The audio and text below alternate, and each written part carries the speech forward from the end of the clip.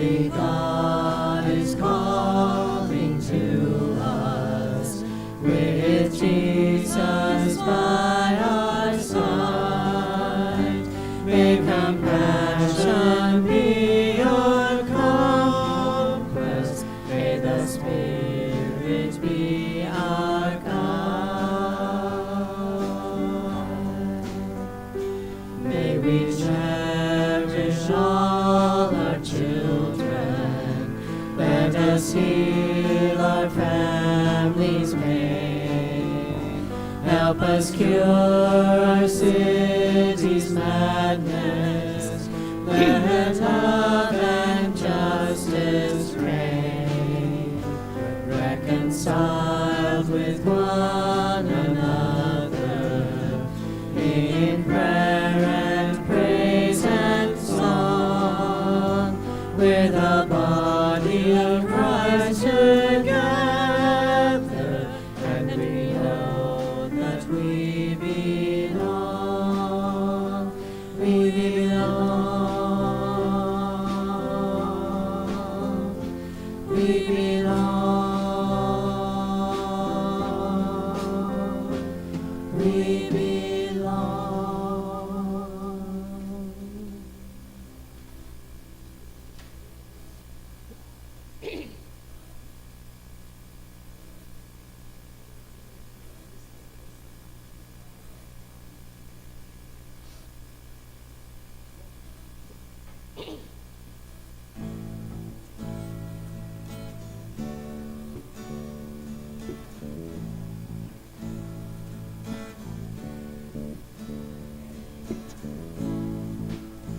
This is the air I breathe.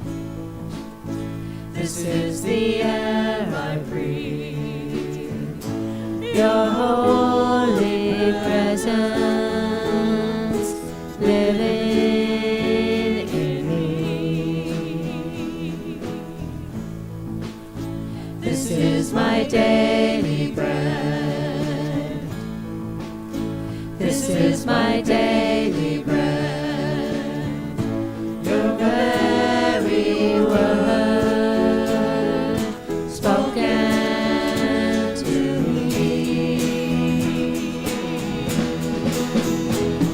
And I'm desperate for you.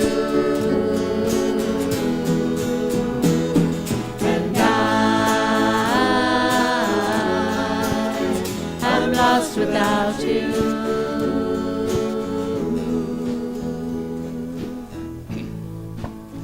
This is the air I breathe. This is the air I breathe. Your holy presence living in me. This is my daily bread. This is my daily bread. Your very word spoken to me. And I'm desperate for you.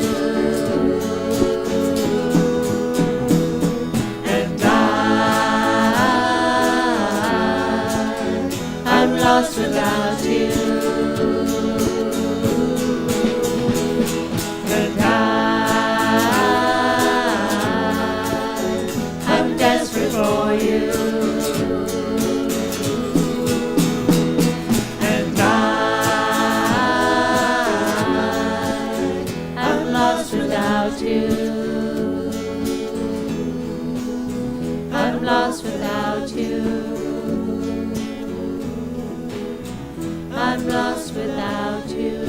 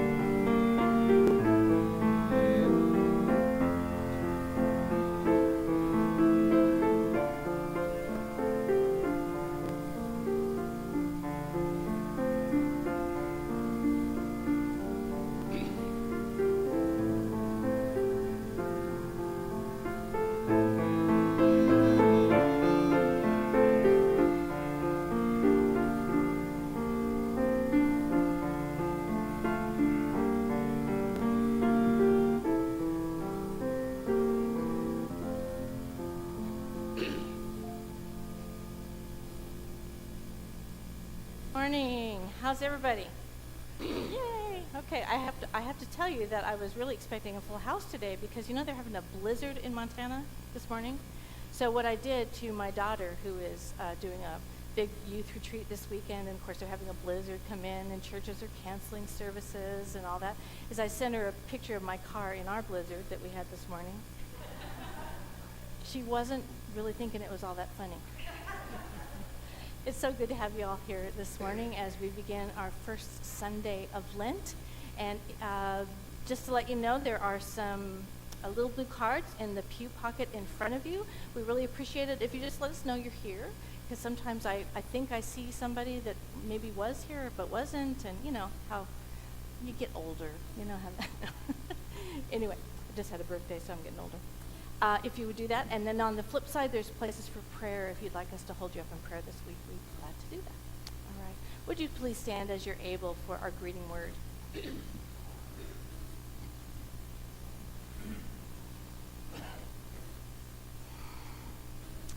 Source and sovereign, rock and cloud. Fortress, fountain, shelter, light. Judge, defender, mercy, might. No single name can hold your truth. All is the God we proclaim. May the peace of Christ be with you. Also with you. Would you please greet one another in Christ's peace?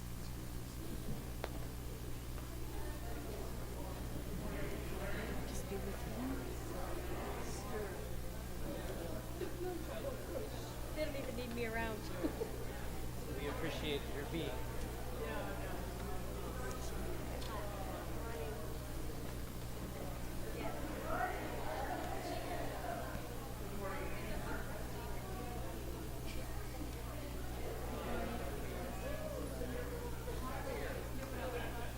I wanted to tell your wife that I got a cortisone shot in my arm, and it's doing much better. Good. And that if it hadn't been for her acupuncture, I could not have made our trip. Oh, So I'm feeling so grateful good. for that. Well, I'll tell her that. She'll be very Yes, happy. and I also brought her a plant back from Hawaii. Oh, okay, good. I'm rooting it currently. Good morning, Dorothy. Good to see you. Good morning, Peggy. Good morning. Peace Nice be to with see you. you. Peace be with you. Welcome home. I thought maybe you guys were traveling. I'm so sorry you were so sick. Chris. Oh, there you go.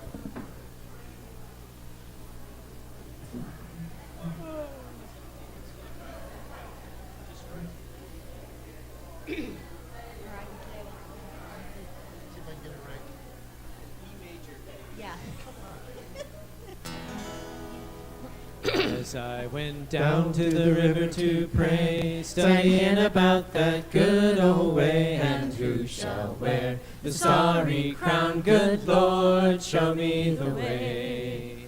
Oh, sisters, let's go down, let's go down, come on down. Come on, sisters, let's go down, down to the river to pray. As I went down to the river to pray, studying about that good old way, and who shall wear the robe and crown? Good Lord, show me the way. Oh, brothers, let's go down, let's go down, come on down. Come on, brothers, let's go down, down to the river to pray. As I went down to the river to pray, studying about that good old way, and who shall wear the starry crown? Good Lord, show me the way. Oh, sinners, let's go down, let's go down, come on down. Come on, sinners, let's go down, down to the river to pray. As I went down to the river to pray, studying about that good old way, and who shall wear the robe and crown? Good Lord, show me the way. Amen. Please be seated.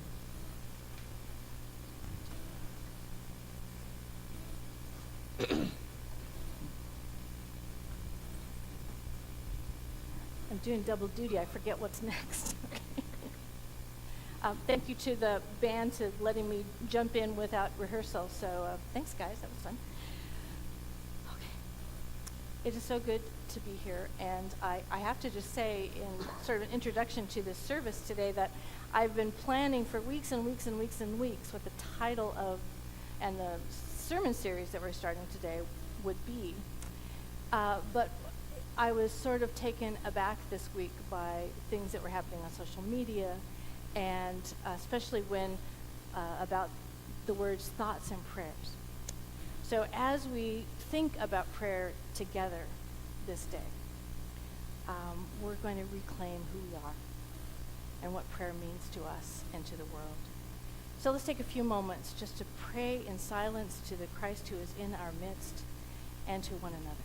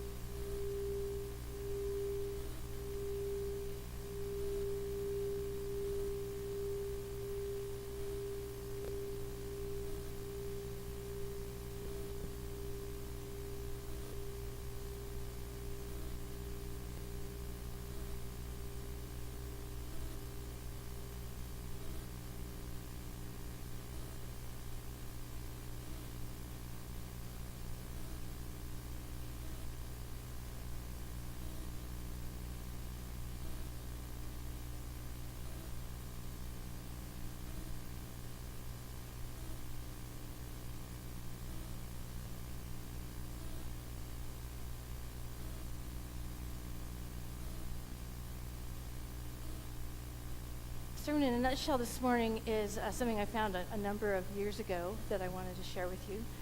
The whole sequence of sermons that we're doing during the Lenten season are based on the membership vows that we take when we enter into relationship with the United Methodist Church with this congregation. And I would welcome you to look in the front of your hymnal at some point and look and see where all of those are within the baptismal rite and within the membership rite. I think they're like on page 84.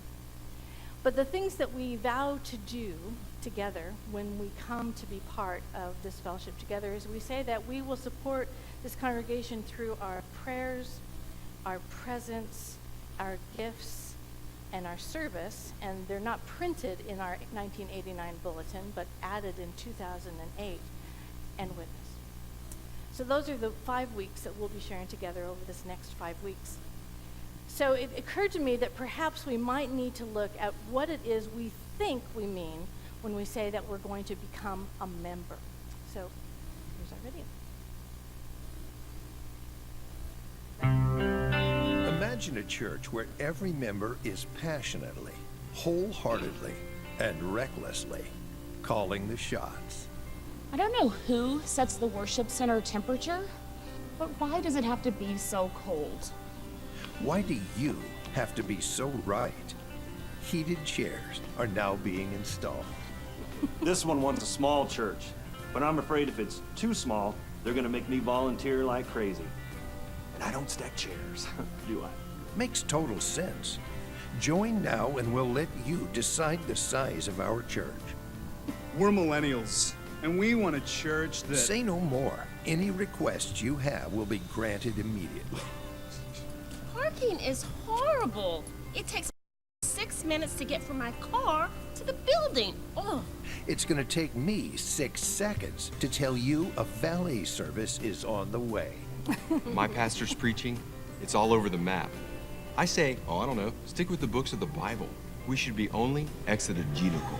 Okay, next week we start John chapter 1, verse 1. And we'll even start pronouncing that word the way you said it. Hey, I'd like the sermon to be no longer than 30 minutes. How does 15 minutes sound? Hey, anybody willing to go 15 should be willing to go to 10. You drive a hard bargain. But from now on, 5-minute sermons it is. Now you're talking. Me Church, where it's all about you.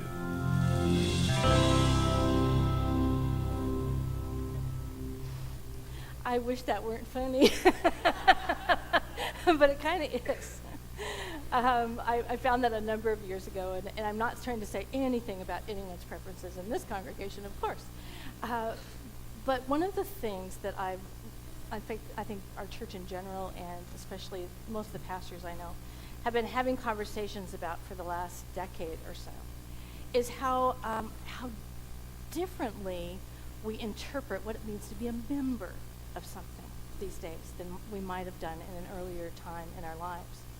And so we're trying to figure out, well, what if we don't use member? I mean, because you can be a member of a gym, right?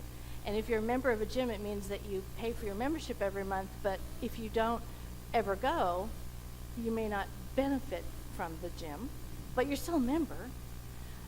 There's all kinds of things that we sort of are not quite sure what membership means these days. So there's all kinds of language out there now where we're trying to figure out, so what language do we use if we're not saying just about membership? If it's not just about reserving our place in the pew on a Sunday morning or Christmas and Easter or, whenever. So what does it mean? And so there's a lot of different names that are trying to be sort of put out there: disciples of Jesus, followers of Jesus, apprentices of Jesus. But pretty much it doesn't matter what language we use if we begin to understand that being part of this world that we're part of is something that's going to take more than just what's in our head. So this next few weeks we're going to be working on that together. Now as we sing our invitation to prayer, I'm going to invite you to please put your prayer requests toward the center aisle, and the ushers will collect them.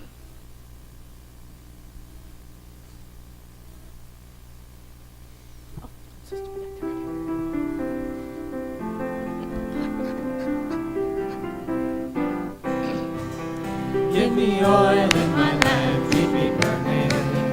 Give me oil in my lamp, I pray. Give me oil in my lamp, keep me burning. Keep me burning till the break of day. Sing Hosanna, sing Hosanna, sing Hosanna to the King of Kings. Sing Hosanna, sing Hosanna, sing Hosanna to the King.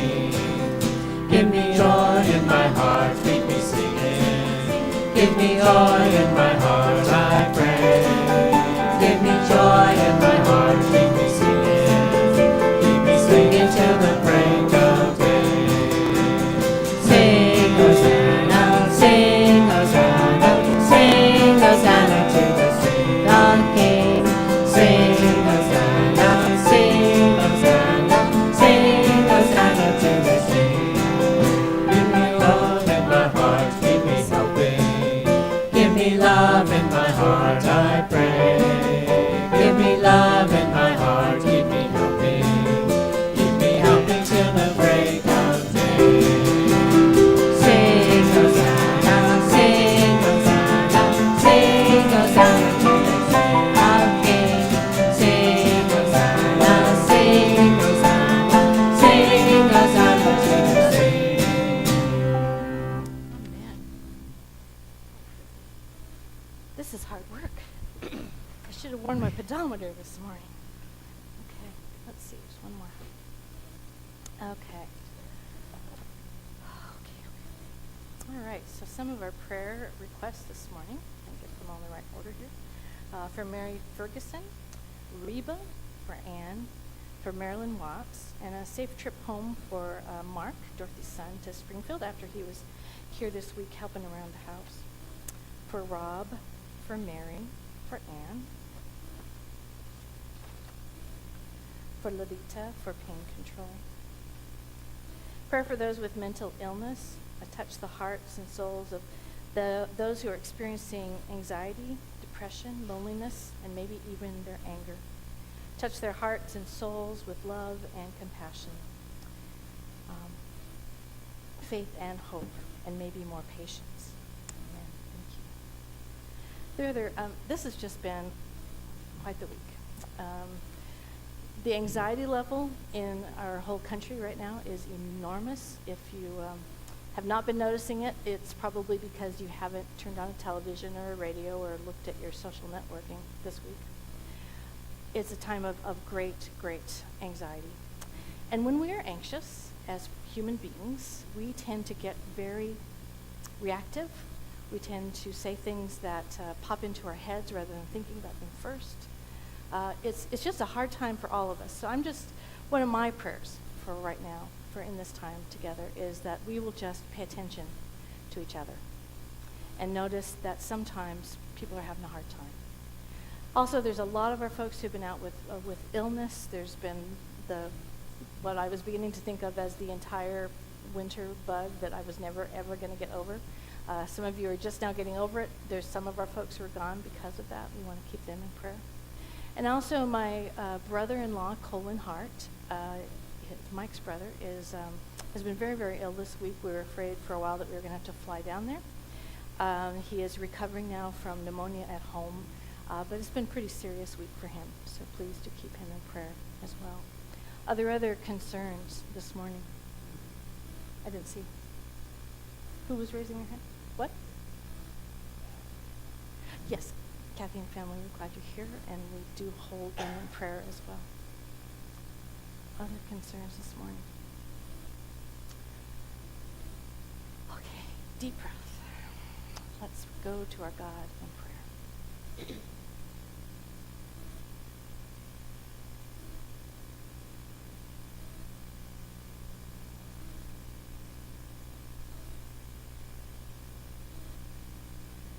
On this first Sunday of Lent, when we set aside these 40 days to reflect, to wonder, to wander, there's so much fear and anxiety and worry and all of the negative emotions that we're experiencing in the world right now. And the first thing it's the easiest to do each day is to try to figure out, so what should I be most afraid of today? And then the next step is to look around for who we can blame. Pretty sure it's not just me. We're all asking the same questions. We're wondering and looking for solutions, for quick fixes, for long fixes, for any kind of fixes. And we are heavily, heavily divided in just about every area of our lives. Oh God, I do believe, and I still believe, and will continue to have faith, that prayer is one of the strongest things we can do. But prayer is not simply the list of God bless or please help us. Although there's a lot of help me, oh God, there. Our prayer is at the very core our relationship to you. God of mystery and grace, who loves us so deeply as to be personally interested in who we are and what we are and who we can become. And because of this personal interest, wants to have a relationship with each one of us. Not because you somehow need our praise or our attention, but because you love us enough to love us just as we are. But as Anne Lamott says, too much to let us stay there. God of power and love, of forgiveness, of mercy, of strength, we know that right now there's a lot of people just so fearful they can barely cope. And when we're afraid, we lash out.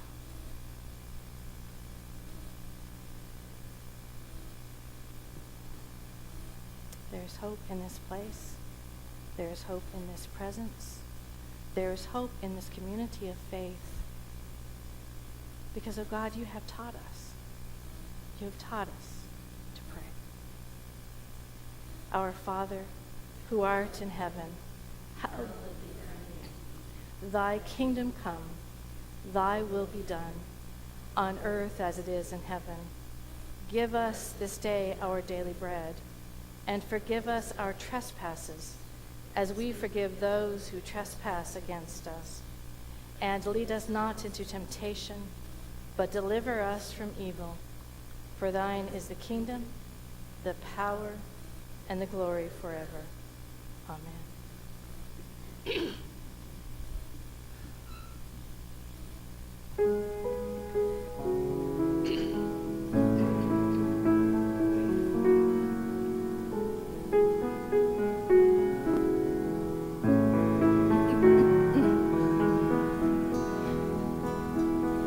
Peace of our praying, song of our singing, truth of our telling, love of all loves, health of our healing, gift of our giving, life of our living, light of all loves. Peace of our praying, Christ of our crying, strength of our striving, heart of our heart, bread of our breaking, wine of our waiting, blood of our boasting, death of our death. Peace of our praying, faith of forgiveness, way of our walkings, King of all kings, breath of our breathing, courage of caring, hope of our hoping, life of all life.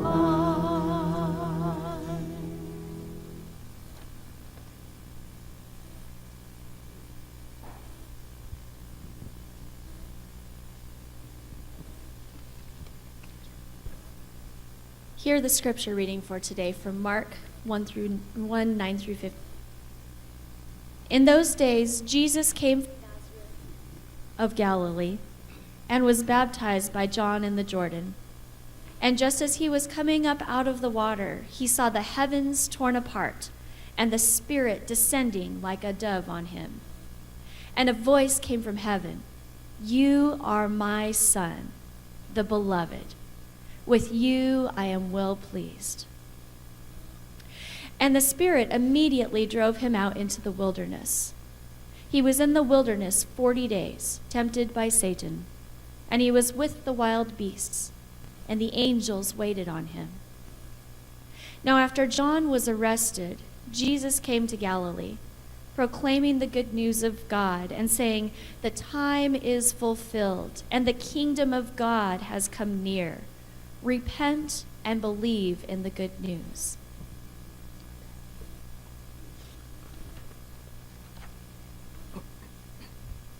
Now hear these words from Luke. He was praying in a certain place, and after he had finished, one of his disciples said to him, "Lord, teach us to pray, as John taught his disciples." So he said to them, "When you pray, say, 'Father, hallowed be your name. Your kingdom come. Give us each day our daily bread. And forgive us our sins, for we ourselves forgive everyone indebted to us. And do not bring us to the time of trial." And he said to them, "Suppose one of you has a friend, and you go to him at midnight and say to him, 'Friend, lend me 3 loaves of bread. For a friend of mine has arrived, and I have nothing to set before him.' And he answers from within, 'Do not bother me. The door has already been locked. My children are with me in bed. I cannot get up and give you anything.' I tell you, even though he will not get up and give him anything because he is his friend, at least because of his persistence, he will get up and give him whatever he needs. So I say to you, ask, and it will be given you. Search, and you will find. Knock, and the door will be opened for you. For everyone who asks receives, and everyone who searches finds. And for everyone who knocks, the door will be opened. Is there anyone among you who, if your child asks for a fish, you would give a snake instead of a fish? Or if the child asks for an egg, you would give them a scorpion?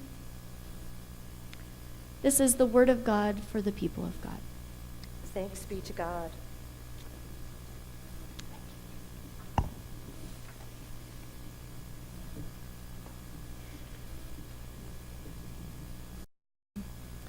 And now may the words of my mouth and the meditations of our hearts be acceptable in your sight, O God, our rock and our Redeemer. So we were promising, whenever we do a baptism or invite new members into the church, we say these words that we are going to share together our prayers, our presence, our gifts, our service, and our witness. Now, I don't know that I could even tell you how many times I've said that sentence or how many times I've reflected on it. And maybe I've been many times also when I didn't reflect on it at all.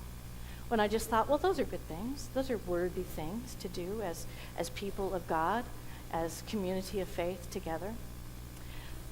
Well, this next few weeks, as I've said, we're going to take those apart, or as they say in theological circles, we're going to deconstruct. So when you think about prayer, there's two questions that come to my mind. First of all, what does pop in your mind when you think about prayer? Praise? Dogma? Oh, talk to God. The dogma? Really? We'll talk. You've been to seminary too long. No. Talking to God. What else? Talking to God. Asking for things. Saying thank you. Listening. Searching. Praying for others. Absolutely. I have more than one sermon in my head right now, and I'm going to do the best I can to get you out of here at some point. Because this has just been an intense week for me. I guess let me start by saying, when I was a kid, and I think I probably have already told this to you, I was a little bit of a strange kid. I was the one who was the orphan kid who other people picked up to go to church because my family didn't do that. And so I would come to church, and would start with Sunday school, and that was always fun. And then I'd kind of go in with the adults during worship time. And amazingly enough, there were adults there who just kind of put me under their wing and kind of guided me into the church. And right away, I remember being really curious about what it meant to pray, because it seemed like we did it a lot in church. But I just wasn't sure. What is it that we're doing here? What are we doing when we pray? So I remember having a conversation with just about every adult I could, and I think sometime I will find the little notebook that I kept at that time, because I still have it somewhere, that was subdivided in all the different ways people told me that we were supposed to pray. We should have petitions and thanksgivings, and we should have intercessions, and we should have for forgiveness, and we should have all of these things, and there was a whole long category of different types of prayer. And so I made little dividers in my little notebook, and I put on these little pieces of paper. Okay, so I've gotten this one done, so now we need to flip the page and do the next one. That just didn't feel quite right. And I learned a couple prayers. Does anybody remember what your first prayer that you ever learned was? Down to sleep. Pray the Lord my soul to keep. If I should die before I wake, I pray the Lord my soul to take. Not as popular these days as it used to be. I have seen whole articles written about, we're telling them what? It's from a different time period. Certainly a different time period when the thought of a child dying in the night was not that far distant from what reality might have been. So what does it mean? What do we think we mean when we're praying? One of my very favorite quotes about prayer is from Thomas Merton. And Thomas Merton was a spiritual guide. He was a monk. He was one of the monks who I most admire because he was an extroverted hermit. And I couldn't figure out how anybody could be a hermit and be an extrovert. Wouldn't it just drive you crazy? Because you'd have all these words waiting to pop out of you, and you couldn't wait to see people, but you're living in solitude. In fact, I've known a couple of people that have been that way, and it was just so amusing to see them when they were out in public. One was a guy I knew in California many years ago who had been a Cistercian monk, which is the same monastic community as Thomas Merton. And he was so vivacious and so, outgoing, and I couldn't even imagine him staying silent for half an hour, let alone years. But Thomas Merton really thought a lot about prayer. And not only could he develop prayer in his own life, but how could he teach it? How could he communicate? What does it mean to be in prayer? And one of the key things that he said two things that I think are really, really important. One is that prayer is about relationship. Prayer is about relationship. I'll come back to that in a second. The second one is, no matter how long we've done it, we're always beginners. That was really comforting to me when I read that. No matter how far along in the spiritual life we get, we're always going to be beginners at prayer. So relationship. Thomas Keating, who's also a monk of the Cistercian order, he's been kind of one of my heroes. He's now in his 90s. But I was able to meet him personally as I was going through some training in contemplative prayer. And when he talks about prayer, he talks about it as a relationship that starts at the very beginning, kind of like when we develop friendships among people that we want to get to know. We have lots and lots and lots of people with whom we are acquainted. You know those people? I mean, mostly we remember their names, and if not their names, we at least remember their face. And we may see them in the grocery store and have to go, okay, I know this person. Where do I know them from? Is this a doctor's office? Is this a laundromat? Is this those people? And you'll know them well enough to say hello and how are things and those kind of things.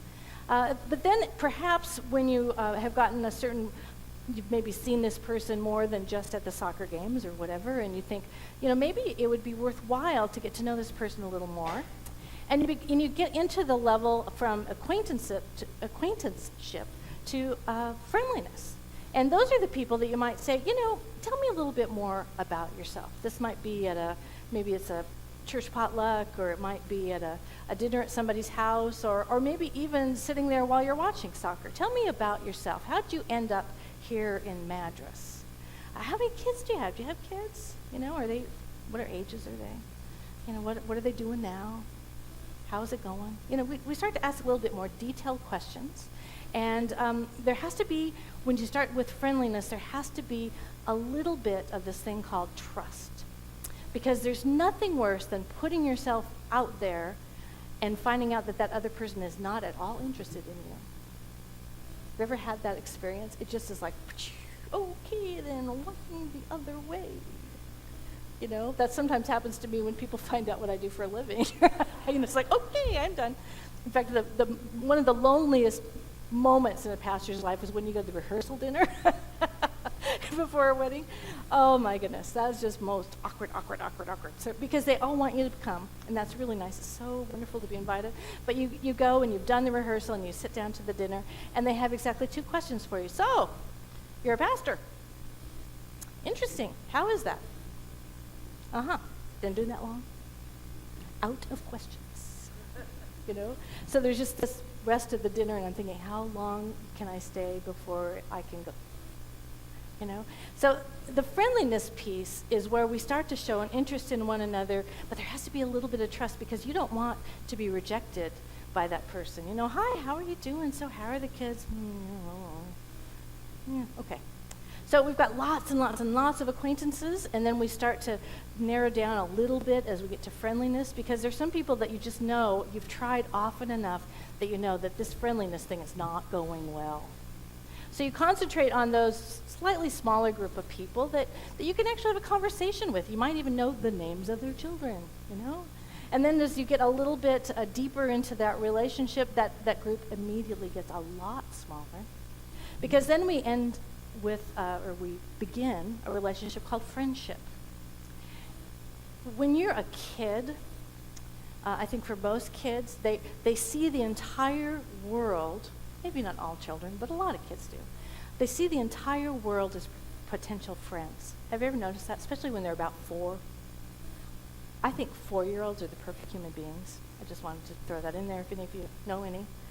But because they look at the world and they, if they've been raised in a pretty safe environment, if they've known love and acceptance, they pretty much project what it is they've been given. So when they go out into the world, they assume you want to be my friend. So stranger at the airport, how's that going? I remember one time, one of my sons, when he was 4, we were entertaining some people at a restaurant, and he just started engaging. He was an oldest kid, which oldest kids tend to be pretty chatty. I don't know if that's true in your home, but we'll talk later.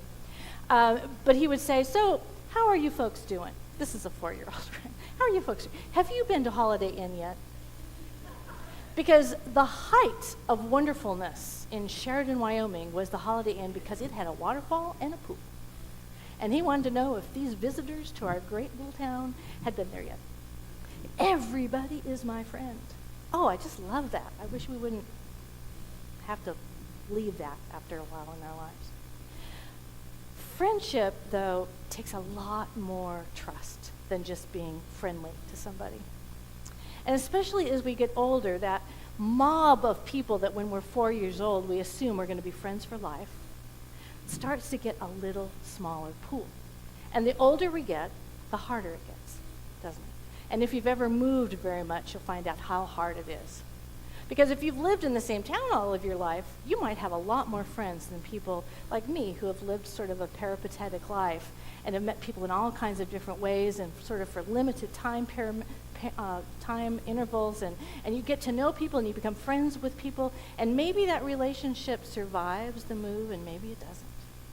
But as we get a little older, friendships become more and more important. At least I think they do. And friendships, when you think about it, are those people that you trust with the kind of information that you wouldn't share with somebody at the grocery store.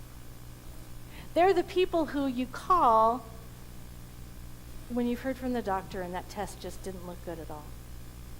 They're the people that know what you're like on your worst day, and they love you anyway. Oh, it's so good to have those people in your life who know what you're like when you have not had your coffee, who know what it's like when you've had an argument with your spouse and they will just give you a hug, who don't judge you for the most part.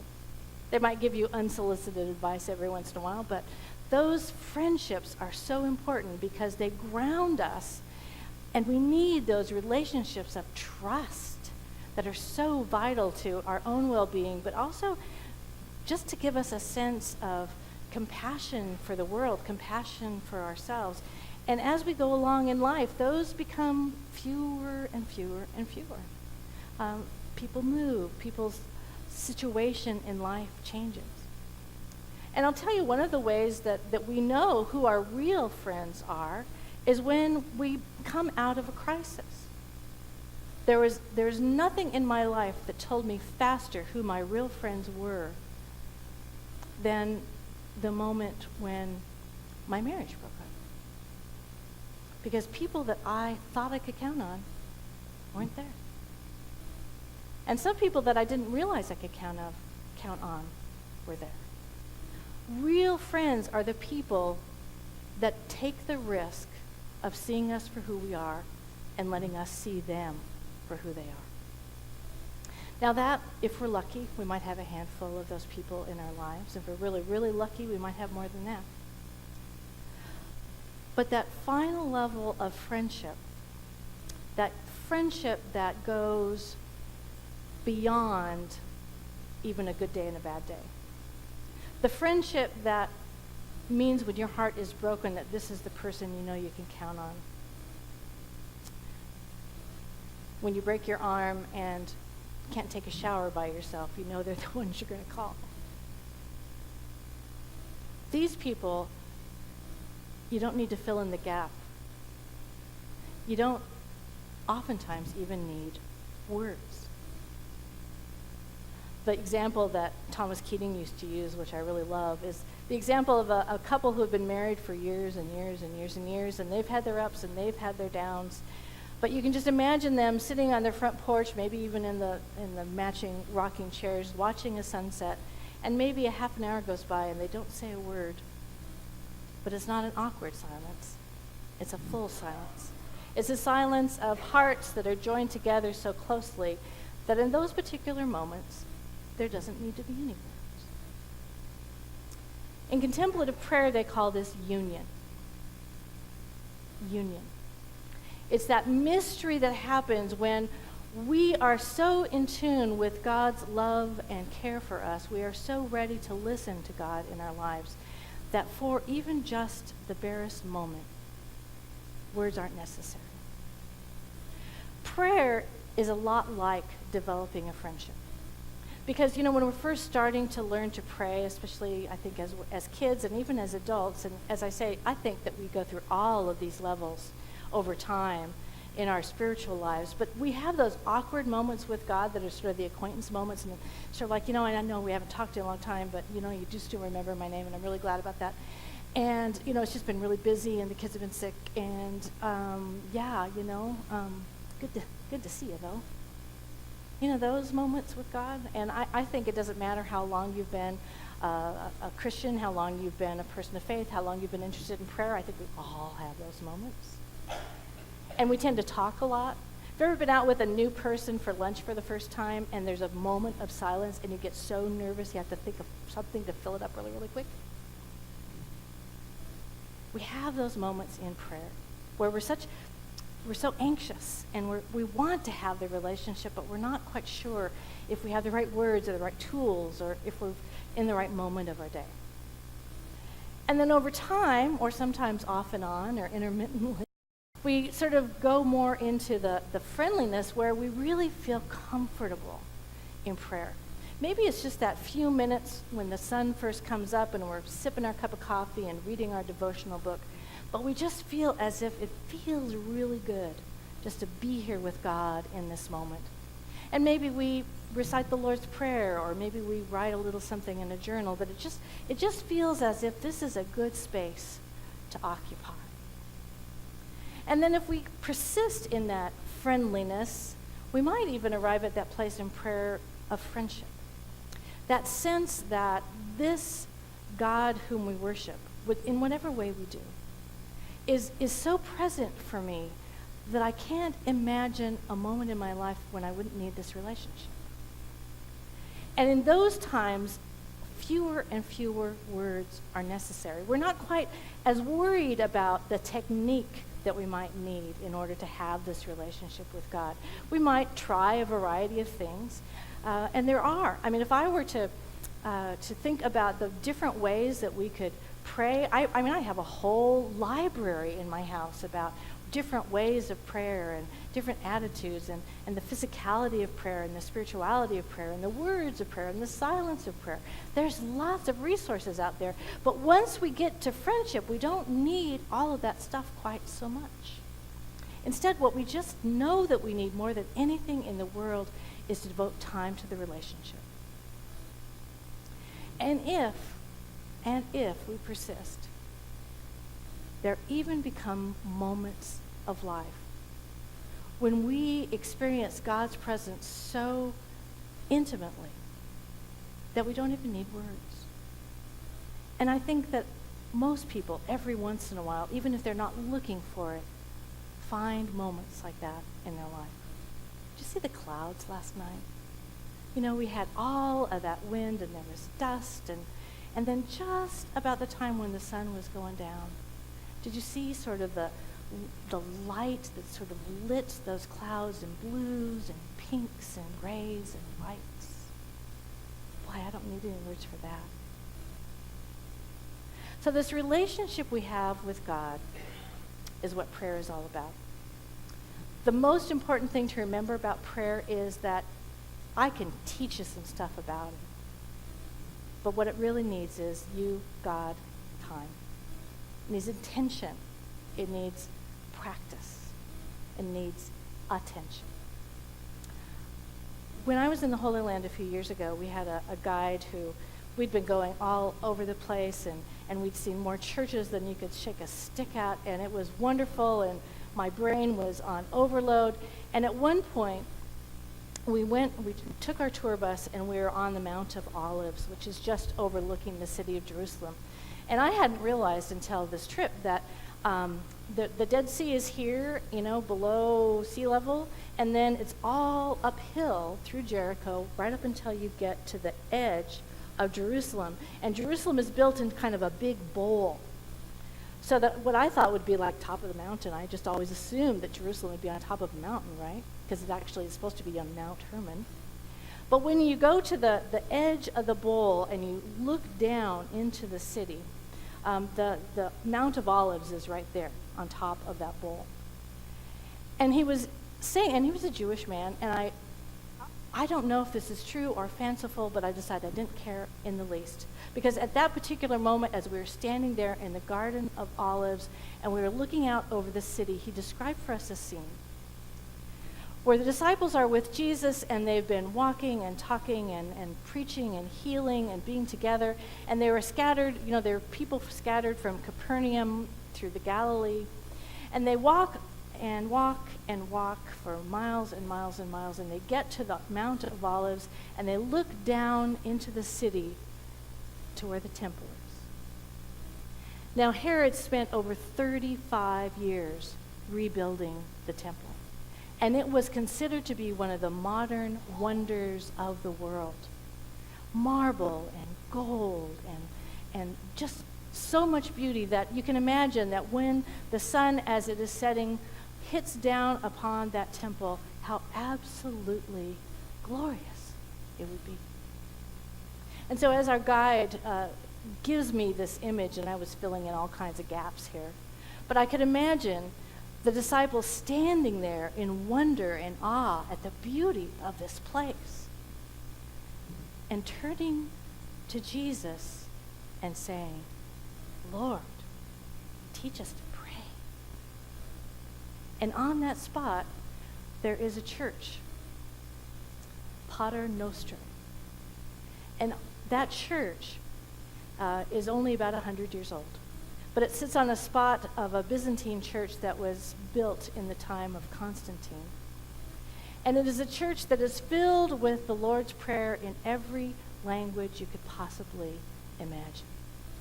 So as we stood there and looked at all these words that were surrounding us, and I imagined this moment of the disciples who, they knew how to pray. I mean, prayer was part of who they were as Jewish men. They prayed every day. But in that moment of awe and wonder and mystery and not knowing, they turn to Jesus and say, Lord, teach us to pray. Teach us to pray.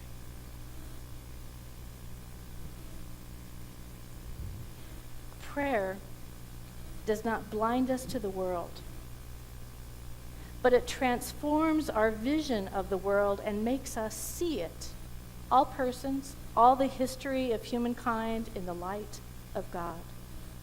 To pray in spirit and truth, or thoughts and prayers, enables us to enter into contact with that infinite love, that inscrutable freedom which is at work behind the complexities and the intricacies of human existence. This does not mean fabricating for ourselves pious rationalizations to explain everything that happens. It involves no surreptitious manipulation of the hard truths of life. Words by Thomas Merton.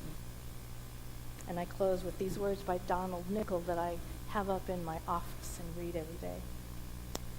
To pray means to stand in the presence of God at every moment of the day.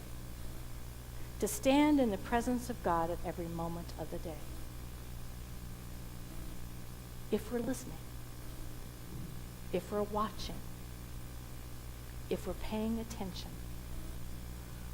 every moment of life can become prayer. Thanks be to God. Amen.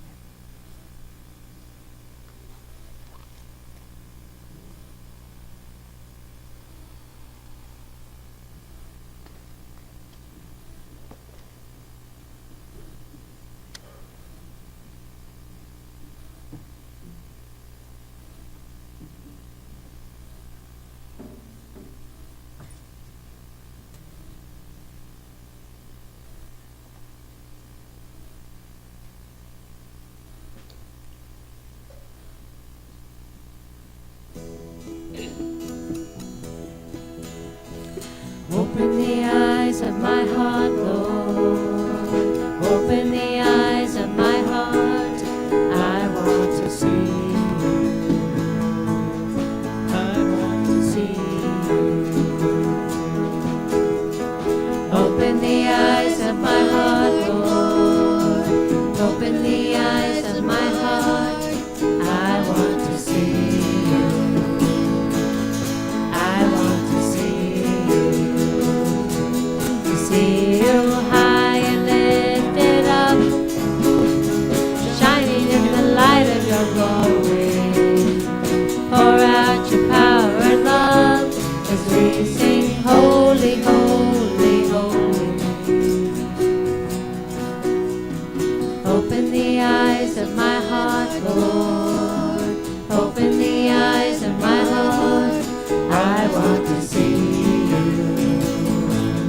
I want to see you. Open the eyes of my heart, Lord. Open the eyes of my heart. I want to see you. I want to see you. To see you high and lifted up, shining in the light of your glory. Pour out your power and love as we sing, holy, holy, holy. I am lifted up, and you're shining in the light of your glory. Pour out your power and love as we sing, holy, holy, holy. Holy, holy, holy. Holy, holy, holy. Holy, holy, holy. I want to see you. Holy, holy, holy. Holy, holy, holy. I want to see you. Holy, holy, holy. I want to see you. Open the eyes of my heart, Lord. Holy, holy, holy. I want to see you. Holy, holy, holy. I want to see you. I want to see you. I want to see you.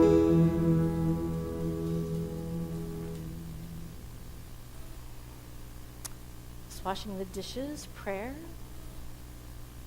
It's going to work, prayer. It's writing a letter, prayer. Making a phone call. Is this thing we do at this point in the service prayer? Yeah, I think it is. Amen.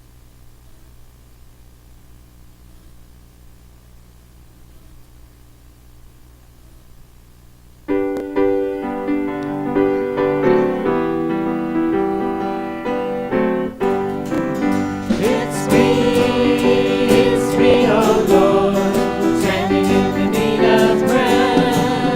It's me, oh Lord, standing in the need of prayer.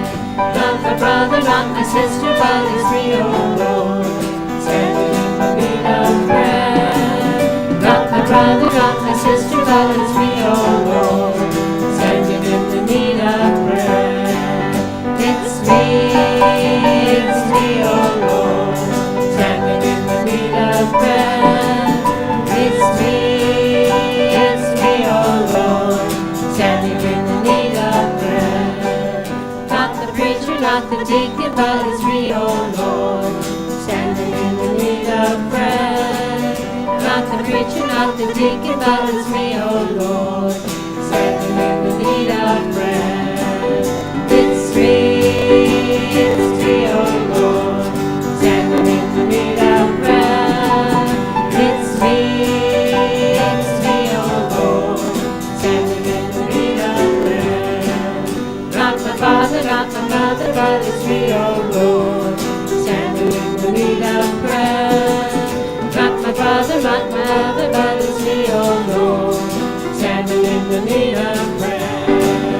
It's me, oh Lord, standing in the need of prayer. It's me, oh Lord, standing in the need of prayer.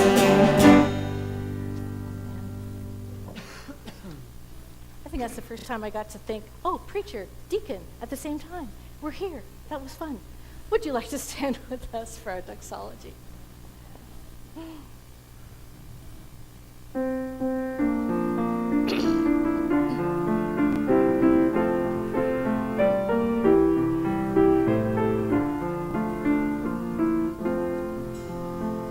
the Lord I'll be ever thankful. In the Lord I will rejoice. Look to God, do not be afraid. Lift up your voices, the Lord is near. Lift up your voices, the Lord is near.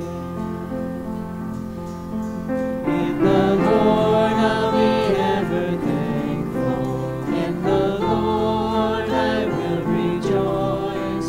Look to God, do not be afraid. Lift up your voices, the Lord is near. Lift up your voices, the Lord is near.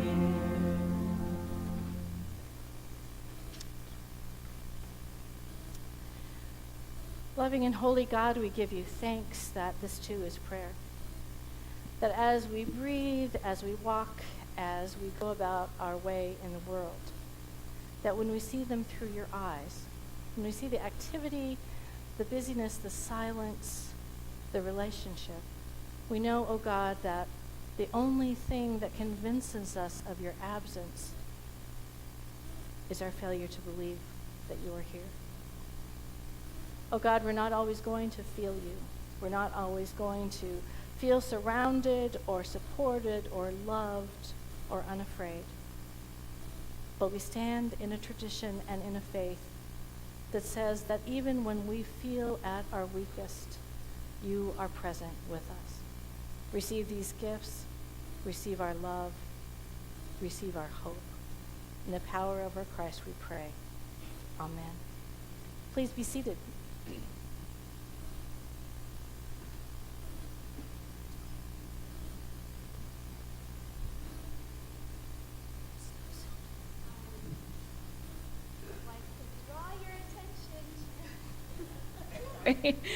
I would like to draw your attention to the insert that's in the bulletin today. On one side are announcements that are particular to this week, prayer group, the Brené Brown class, the blood drive, the bells. These are things that are happening this week. If you get over, these are the things that are happening just for this season of Lent. And, you know, one of the things, when I saw the list, I thought, oh my gosh, there's so much on here. There is no possible way I can do all of these things. And so I was reminding myself, and I want to remind us, that you are not required to go to every single thing that is on this list. No, just kidding. You're not. I know. Yes, absolutely. If you would like to go to everything on this list and you have the time and you're available, absolutely. But even if there's just one thing on here that you think, I can do that, then grasp onto that, grab a hold of that, do that during this season. This is a season of of reflection, as Pastor Nancy said. It's a season of reconnecting. So whatever it takes for you to reconnect, whether it's, the Holden prayer service and singing and soup supper at the Lutheran Episcopal Church on Thursdays, or the Brené Brown study here on Thursdays, or even if it's just taking one of these home that are on the table out there, that I can read this once a week and think about the poetry and the scripture. Whatever that is for you, these are tools for you. It's not a checklist of requirements. It's whatever God is calling you to do. So please take these home and look at them and reflect on how you can be prayerfully engaged in this season of journey, of wandering through the wilderness, of sitting and listening. What is God calling you? I just think this is an exciting time to be in the church and to have these experiences and ways to do this. Before I forget, the final thing that is not in any of this that I noticed is that after the service, each Sunday through Lent, Pastor Nancy and a couple of other of us are going to be leading discussions about the topic for the day. So today, after you grab some coffee and talk with folks, where is that going to be meeting? Oh, let's try it in room 8. Okay, so room 8 down this hallway out here, after the backpack buddy bags have been packed, after you grab some coffee, if you want to stay a little while and talk about prayer and what it means in your life, and discussion on things that help us connect more to each other and to God, we invite you to do that. So are there any other announcements I'm forgetting? Yes. Hi there, I'm Steve Evers. With the sermon in a nutshell, there was a discussion about temperature. Why? I'm going Yes, to take there this was, opportunity Steve. to take an impromptu survey, because we've been trying to figure out. I'm in the facilities committee, and we're trying to figure out the temperature that people like. And everyone's got the line. So I just want to show of hands. Is it warm enough in here? Do you want it warmer? A little warmer, they think. Hold up your hand if you want it warmer. Okay, it's 68. Who wants 70? Oh, we're really going to do this thing. Okay. Who wants 72? Okay, 70 it will be. All right. Yay. Thank you. Okay. And we're not going to get the heated chairs or the massage ones. So just saying. Oh, Forget man. it. I'm sorry. Will you please stand and join in singing our closing hymn?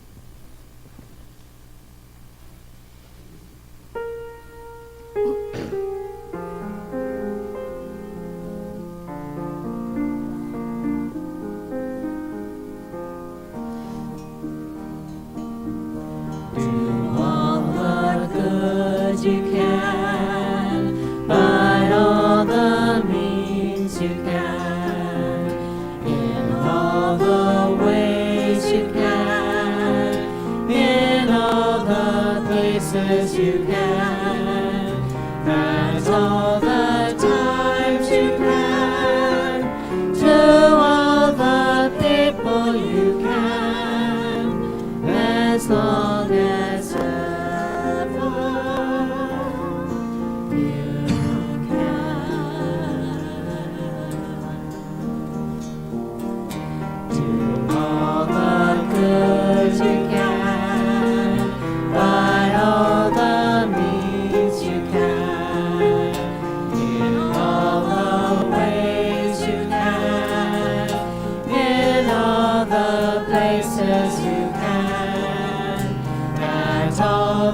times you can, to all the people you can, as long as ever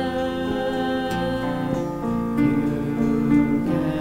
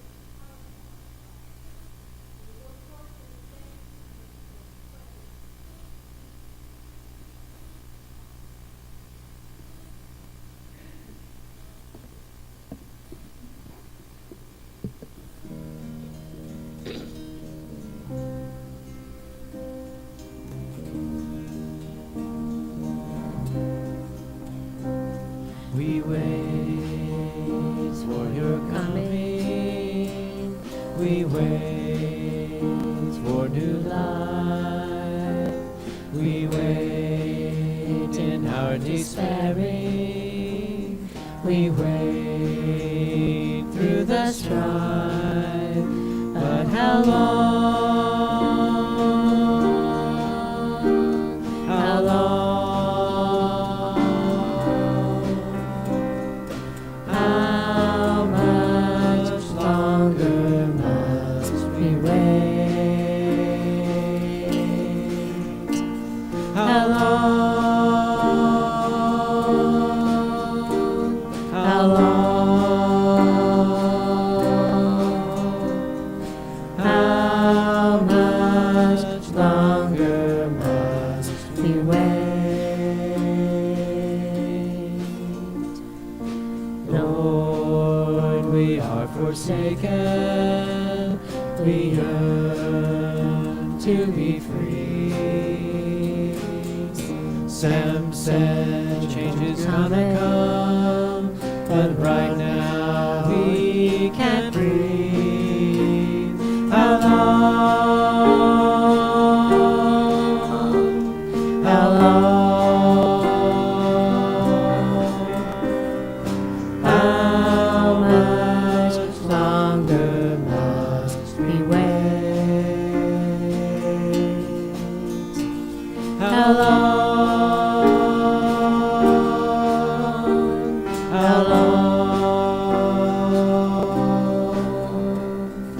How much longer can we wait?